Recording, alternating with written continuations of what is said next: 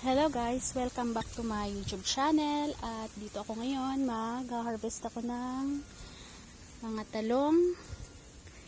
Yung mga unang bunga ng mga talong. Pero yung iba nito na harvest ko na. Na-harvest ko na yung iba nito, mga unang bunga. Naka siguro 3 harvest na ako. Tas ito naman pangalawang harvest na to. Kasabayan pa rin to nung unang bunga. Yung mga maliliit, lumaki na. Inabot nga sila ng ng bagyo. Sunod-sunod yung mga bagyo at yung mga ang daming nito, ang daming mga bulaklak. Hindi nagtuloy kasi sunod-sunod yung mga bagyong nagdaan. Maliit pa to. Naglaglagan yung mga bulaklak ito. Yan, nalaglag yan, bulaklak yan. Ito, mga bulaklak yan, nalalaglag. Ayan. Binilang ko to ang bulaklak nito. Ang magbubunga sana dyan, mga 6 na bunga sana yan sa isang puno.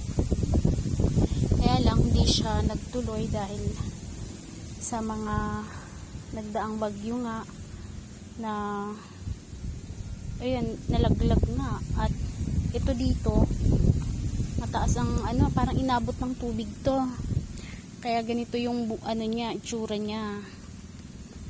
Hindi natuloy yung mga bulaklak at hindi nila na-enjoy yung pagiging pagdadalaga ng mga halaman.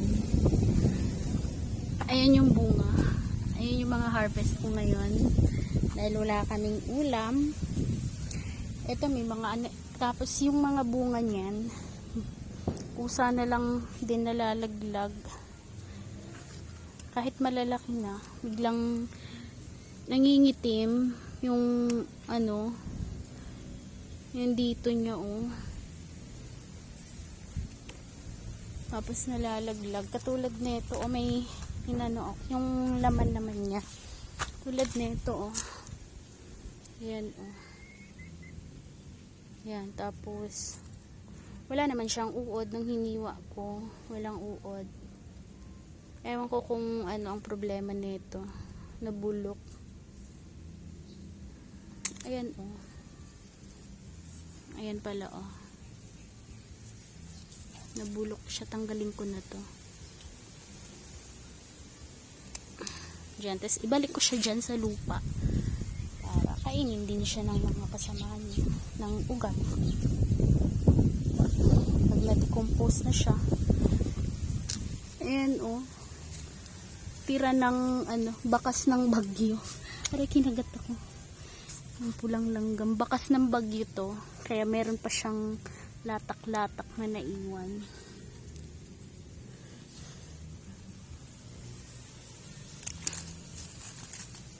Yan, uuwi kasi ako ngayon ng Imus. Iuwi ko to sa Imus at wala kaming ulam. So torta. Wala na. Yan lahat. Pero kung tuloy-tuloy na bunga yung mga bulaklak niya, ang dami sigurong bunga kung hindi lang binagyo ng sunod-sunod. Binagyo ng sunod-sunod dito. Wala na. Hindi na natuloy.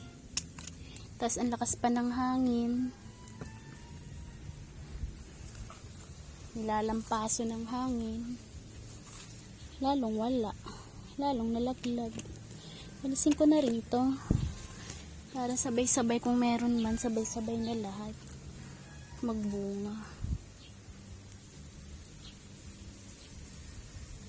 Wala gaanong bulaklak ngayon. Yung iba meron, yung iba wala. Parang nagtampo. Tsaka hindi ko na mula noong nag-ulan ng 1 buwan, hindi lang 1 buwan sunod-sunod yun mula June, Ang second week ng June hanggang ngayon, hanggang 3 days, pang 3 days pa lang ngayon na hindi na nag-uulan. Kahapon, nadiligan ko sila ng swamp. Kaya, sana magtuloy. At yung papaya ko, lanta ang papaya. Ang daming bunga niyan. Ayan yung bunga niyan. Inalis ko na. At gagawin kong ano yan. Atsara na lang. Tapos yung mga okra. Tignan ko kung may sili akong makukuha dito. Wala na.